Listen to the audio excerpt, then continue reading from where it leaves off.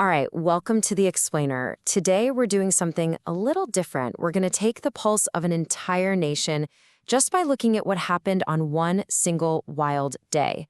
Let's jump in. So, get this. How can one 24-hour period possibly hold a looming trade war, a totally devastating environmental crisis, and a celebrity date that breaks the internet?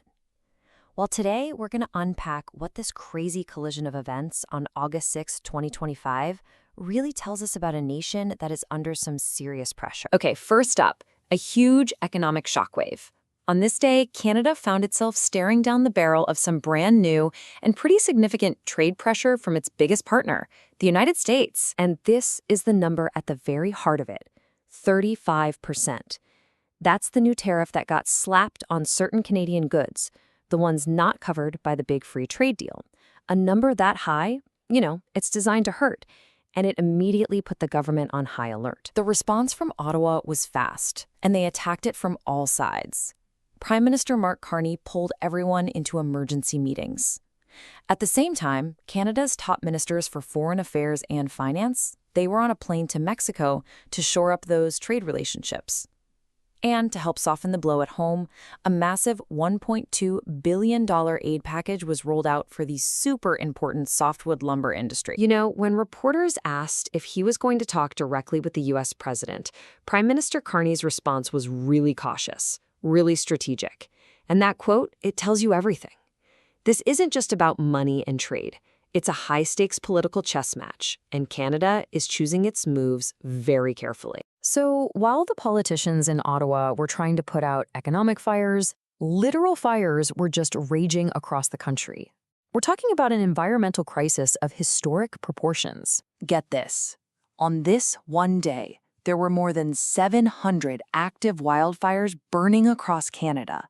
I mean, that's hundreds of communities, hundreds of ecosystems, and countless homes under threat, all at the same time. And the scale is it's staggering. By this point in the season, 6.6 million hectares of land had already been scorched. To put that in perspective for you, that is an area larger than the entire country of Croatia. And if you're thinking, wow, that sounds like a lot, well, you're right. To show you just how unprecedented this is, that 6.6 million hectares, it's a 140% increase in land burned compared to the year before. I mean, that trend line is pointing straight up. And the impact was felt way, way beyond the fire lines. 2/3 of these fires were completely out of control. The smoke was so bad it was choking major cities like Toronto and Montreal, and it was drifting all the way down into the U.S. Evacuations were happening from coast to coast. And maybe the most chilling part of all this, the warning from officials that this might not be an exception anymore. This could be the new norm. So, with trade wars looming and wildfires raging, you'd think the economy would be in an absolute freefall, right? But here's where it gets interesting. The data from that day actually shows a surprisingly resilient picture. Let's look at this chart. It's the Services PMI, which is basically a quick snapshot of economic health. Anything below that line at 50 means the economy is shrinking a bit. But even though the number is 49.3, just below the line, it's actually the best reading they'd had in 8 months. It's a small but really important signal that things might be starting to turn around. And that optimism shows up elsewhere, too. The Canadian dollar actually got stronger, hitting an 8-day high against the US dollar. The stock market was up, and look at that business optimism number. It surged. So despite all these massive headwinds, there was this clear undercurrent of confidence in the economy.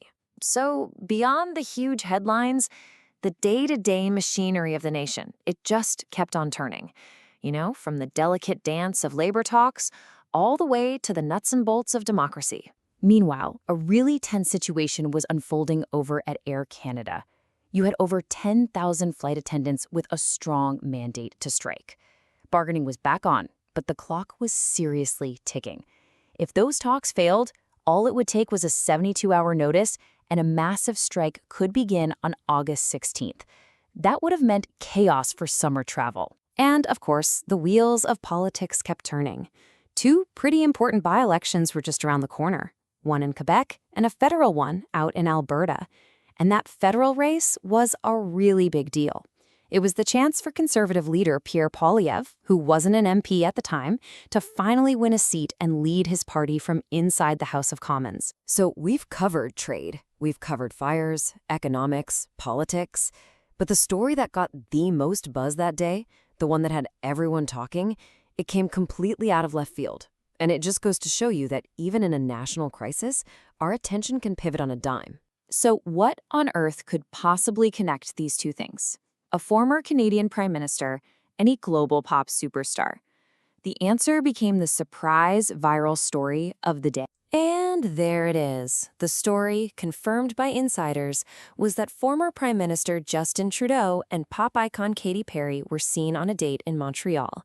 In a day that was absolutely jam-packed with heavy, serious news, this was the story that grabbed everyone's attention. And what's great is that even Katy Perry herself seemed to get how surreal the whole thing was. Her description of it all as uncharted territory, well, that feels like a bit of an understatement. And it just added this layer of, wow, this is really happening, to an already wild story. So this brings us to the final question, doesn't it? What do we make of a day like this? When a nation is dealing with some pretty existential threats, the fact that a celebrity date can still completely take over the conversation, well, it's pretty revealing. Does it say something about our priorities?